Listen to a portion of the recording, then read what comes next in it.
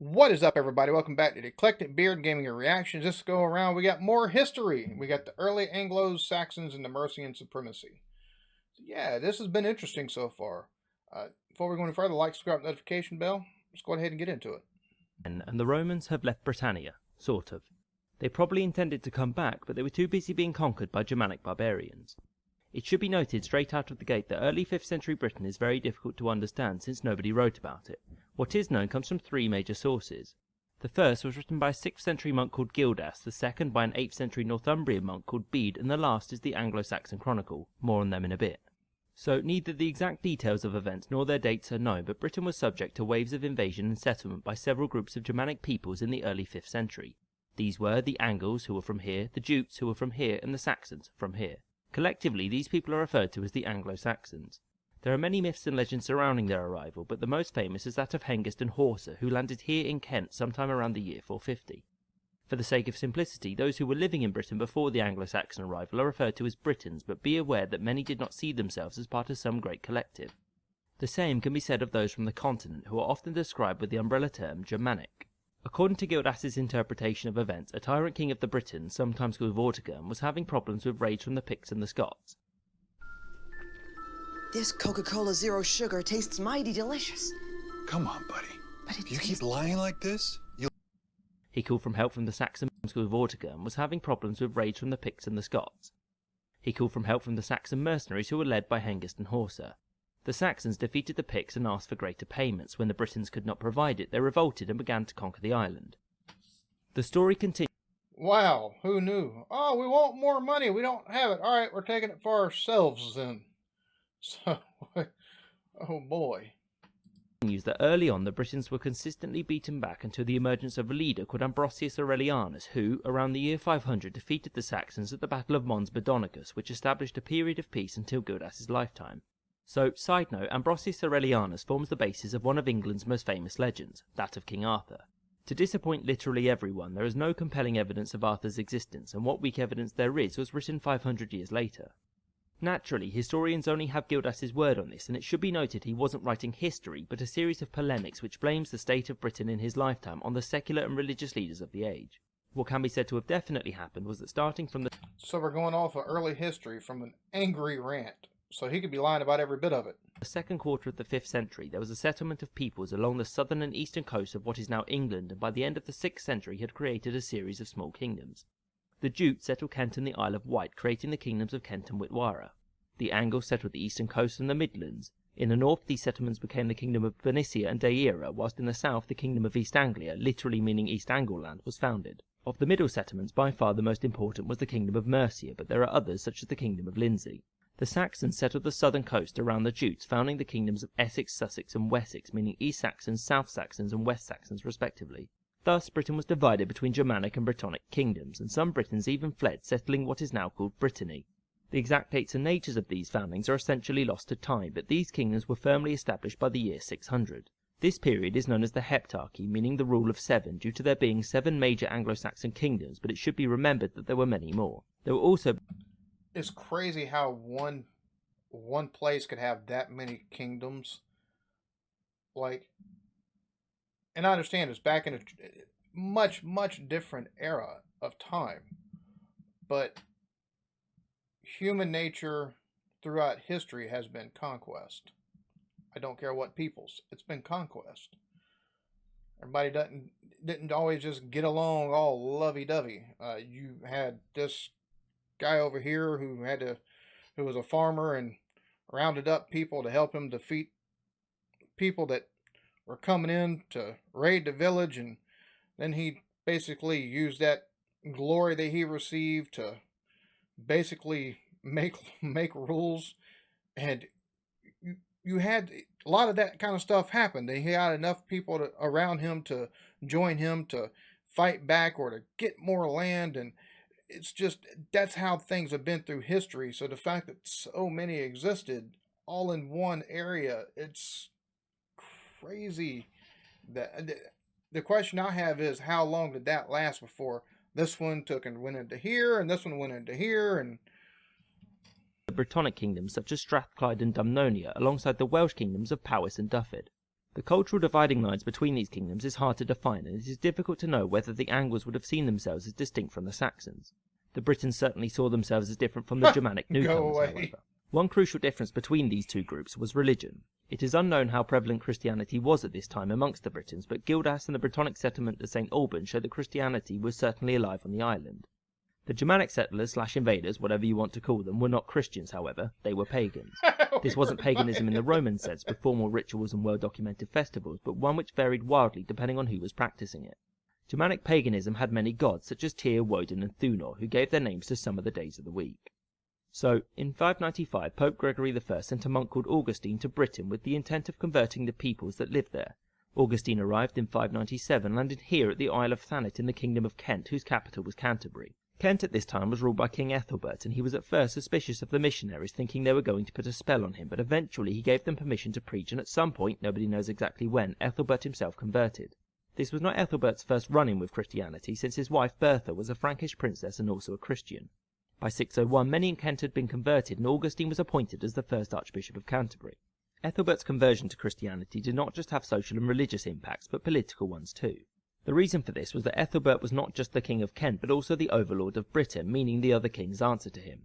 The position of Overlord is sometimes referred to as Bretwalders, but actually this title was not in use until several centuries later. Æthelberht used his position of power to... So he had his own kingdom, but all the other kings in the area also... That's a measure of power you have to have for that to be the case, and also a matter of respect. Influence other kings to convert as well. After Æthelberht's death, the position of Overlord went to King Raedwald of East Anglia. Raedwald had previously been converted under pressure from Æthelberht, but he was not a particularly good convert since he kept both Christian and pagan shrines. Raedwald was also likely to be the man who was buried at Sutton Hoo, famous for housing this helmet. The conversion of Anglo-Saxon kingdoms was not only a product of Rome, but also of the surrounding peoples. For example, the kingdom of Dalriata was home to a major monastery at Iona, founded by the Irish abbot Columba.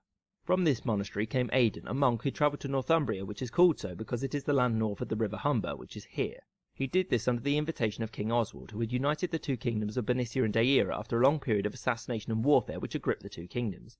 Oswald, who was born a pagan, grew up as an exile in Dalriata due to the aforementioned turbulence. In return for help, he became a Christian in the Britannic tradition. The Britannic and Roman churches had their slight variations, but the biggest differences between them was the dating of Easter, which Bede took very seriously.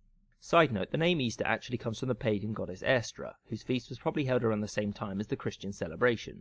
The issues surrounding Easter were settled in Northumbria during the 664 Synod of Whitby. Well, the Christian celebration, which had been going on for centuries before there's actual Christianity. Even Rome. Christ was crucified on Easter weekend. Easter was a very hedonistic festival for the Romans. So yeah, that predates Christianity by a bit, as does Christmas. Because you can even read in the Bible, in Jeremiah, about the cutting of trees and decorating it with tinsel. Putting it on the stands. Nailing it to stands, actually. So, yeah. Which was called by King Oswiu. Oswiu sided with the Roman Church's position, thus bringing Northumbria into the world of the Catholic Church. This connection to the Roman world helped open up many Northumbrian monasteries to Roman books and learning. The most notable of these monasteries was the monk Wearmouth Jarrow Abbey, which was notable because that was where Bede was educated and worked from. The century between 650 and 750 is sometimes known as the Northumbrian Renaissance, or the Golden Age of Northumbria, due to the increased output of literary and artistic works by its monasteries. Bede's ecclesiastical history is the best known work from monk Wearmouth Jarrow and is one of the major sources for early Anglo-Saxon history. Another major monastery was Lindisfarne, which produced the Lindisfarne Gospels, but may have also produced the Book of Durrow, but nobody knows for sure. These monasteries were extremely wealthy and often sat in isolated areas along the coast to promote a holy life away from the rest of civilization. Of course, loading up these coastal monasteries with immense treasures with only monks to defend them would eventually cause problems, such as in 793 when a group of Vikings raided and looted Lindisfarne. The Northumbrian Golden Age was not just a period of artistic growth, but also one of political supremacy. The Northumbrian kings Edwin, Oswald and Oswiu were all overlords of Britain and held considerable power over the southern kingdoms. One demonstration of Northumbrian power was that York was chosen as the seat of Britain's second archbishop. This period was not one of constant Northumbrian hegemony, however, since both Edwin and Oswald met their ends at the hand of Penda, the king of Mercia, who was also a pagan. Mercia had been a rising power for many decades at this point, since unlike most of the southern kingdoms, it had room to expand and neighbours to loot. Penda was killed by Oswiu, who ruled over Mercia for 3 years between 655 and 658, but Mercia, under their new king, Wulfhere, revolted against him. Over the next half a century, Mercia and Northumbria would vie for dominance, with no major victor emerging. In fact, after Oswiu's short reign in Mercia, neither would ever manage to dominate the other again. So, in 716, a man called Æthelberht became the king of Mercia and managed to entrench what is called the Mercian Supremacy. The exact dates for the start of the supremacy vary, but during his reign, Æthelberht was able to firmly assert control over all of the southern kingdoms.